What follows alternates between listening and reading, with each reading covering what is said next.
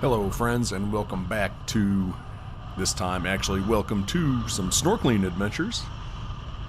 After my first morning of diving, I signed up for a snorkeling session in the afternoon. My folks and brother were interested, so we made it happen.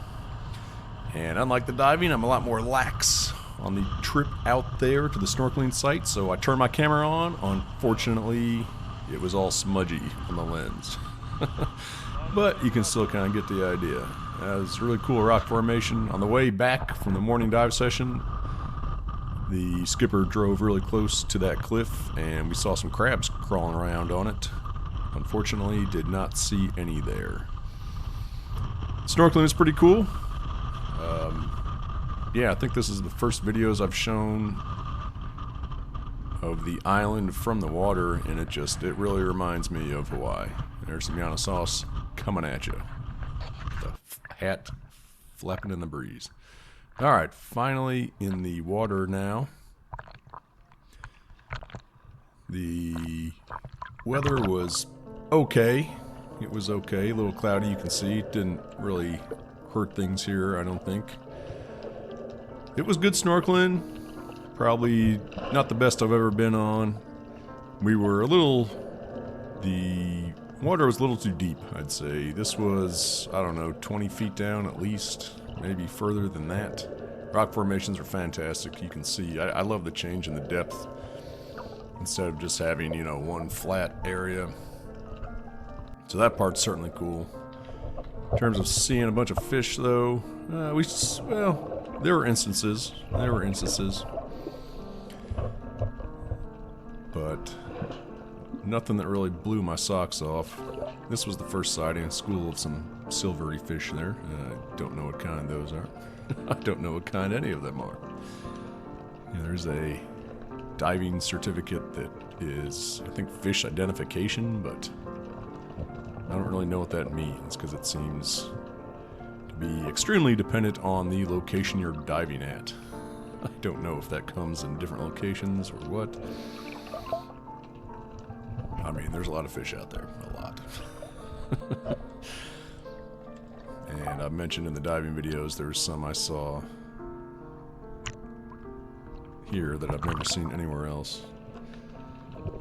But yeah, I think my folks enjoyed this. My parents used to dive, and they haven't in a long time. And they're a little too old for that now, but I think they enjoy getting in the water. Actually, my mom had a little bit of trouble cramping up, she said, and one of the snorkel instructors, guides, there were two of them, and they were really fantastic. I think Vincent kind of stayed with her, gave her a floaty, so she got some face time in the water even though she couldn't really swim around that well. So Vincent, thank you, that was fantastic. And the leader was Florian, I believe. He was also great. In fact, he was the one who retrieved my fins that I left behind, actually, after this snorkeling trip. Just a very professional organization all the way around. Seasons Challenge, or it might just be Season Challenge. You'll find it. If you're ever in the Azores on São Miguel, check them out. They're in Ponta Delgada. Fantastic diving organization. And here we have some silvery fishy fellers gracing us with their presence. And we're starting to get to some shallower diving. Keep saying diving, snorkeling. Yeah, these videos aren't all that impressive, sorry. I may just overlay some music. But I always like kind of the transition of popping my head out of the water and looking at the waves banging on the rocks and putting my head back in the water and looking at the aquatic underworld. It really is a layer of transition between two totally different worlds. And it happens in an instant. Nothing gradual about it. The underwater world is very different from the above ground world. And it seems even when I'm snorkeling, I don't know when my camera is on, so sorry for this. Checking out my, is that right thigh, left thigh? I don't know. But seeing the fins move in the water is pretty cool. They do flex a lot more than I would have thought.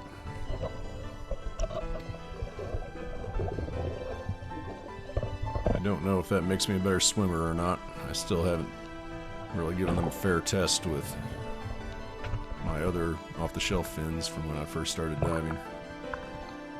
Man, look at that. That really does remind me of Hawaii. It looks very similar.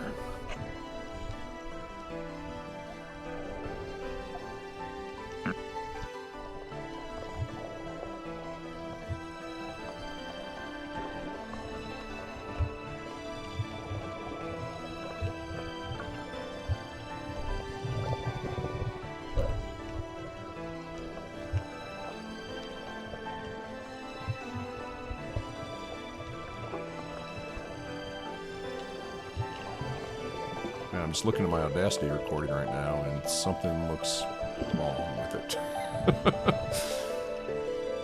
Huh. Okay, well this might be some interesting commentary laid down in this video. It could be totally out of sync. I don't know what happened. I think I didn't quite start it at the correct starting place. Oh well.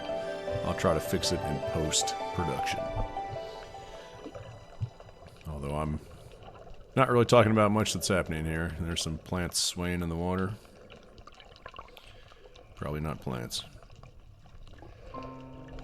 I do like watching the... Yeah, towards the end we're going to see some fish that are really getting pushed back and forth by the waves, and it's kind of funny to see. They're just the life they lead all day, every day. The shore fish get caught up in the surf. I have no idea what I'm pointing at there. It's worse than a dive guide pointing. And there's the Açores. He's coming at you with the hat on. Yeah, I would have got top of my head cooked if I did not go out there. If I did not go out there with that hat on. There's a little surf action. We finally got close to the shore, so we got so far out. I think the current was kind of pushing us, and we actually held on to a rope. That's cool. I do like things just floating in the water. Looks like it got uprooted from somewhere. Who knows why. But we actually held on to a rope on the side of the boat, and it kind of trolled us closer to the shore. And I don't know. That was helpful. They were definitely trying to be helpful. I probably would have rather just swam it. I don't know. I guess we were kind of getting pushed out. That was not the most comfortable ride I've ever been on. And not sure something like that would happen in the United States. They usually don't want those boat propellers spinning when people are in the water. But I've seen around here they're a lot more lax with those kinds of rules. On one of my first dives, I think it was earlier this day, I still don't know what I'm pointing at.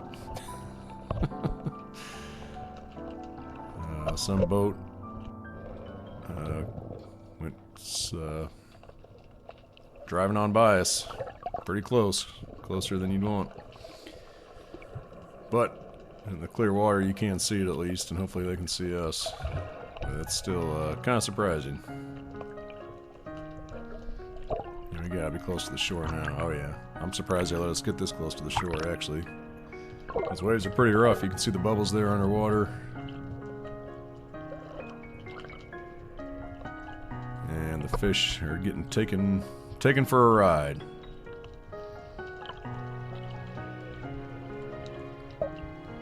Snorkeling's cool. We finally got to some shallow parts here, so I just talked some junk about the boat ride, but it was probably what we needed. And I would have liked to have tried to dive down, but you are not supposed to do that after you dive. Ideally, you do your snorkeling before you're diving, because if you dive down, you're increasing the pressure, and then you're popping up, you're decreasing the pressure, and that pressure differential can unlock nitrogen in your bloodstream, create bubbles, and give you DCS all that kind of stuff. So it's fine to snorkel after you dive. You just gotta stay on the surface. And given that I was wearing a 7mm wetsuit and no weights, I don't think I would have had much of a choice anyway, because that is a very buoyant wetsuit. It would have been quite difficult to dive down with no weights. There's one of those parrotfish.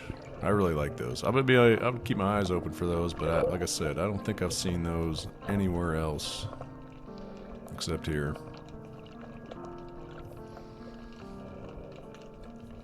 You know, we were wondering, because these islands are only 36,000 years old,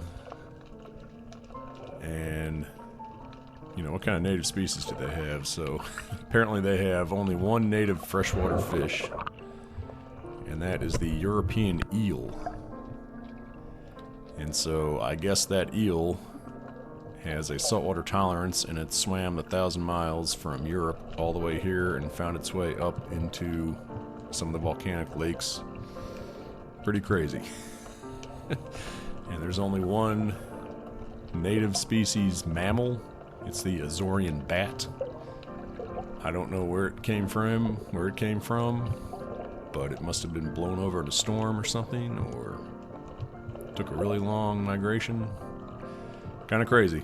Yeah, these islands are out in the middle of nowhere. Not quite Hawaii isolated, but they're out there. 1,000 miles is a lot of ocean to cover. But they have since stocked the lakes with fish. Look at that. I love watching the fish get pushed along by the, whoop.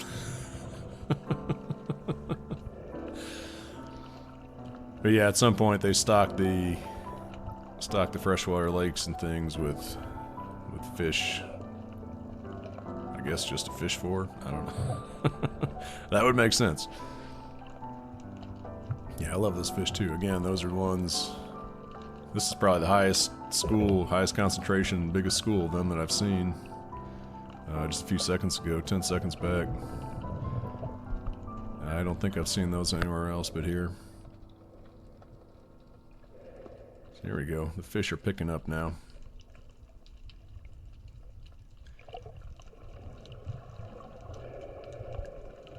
What a life.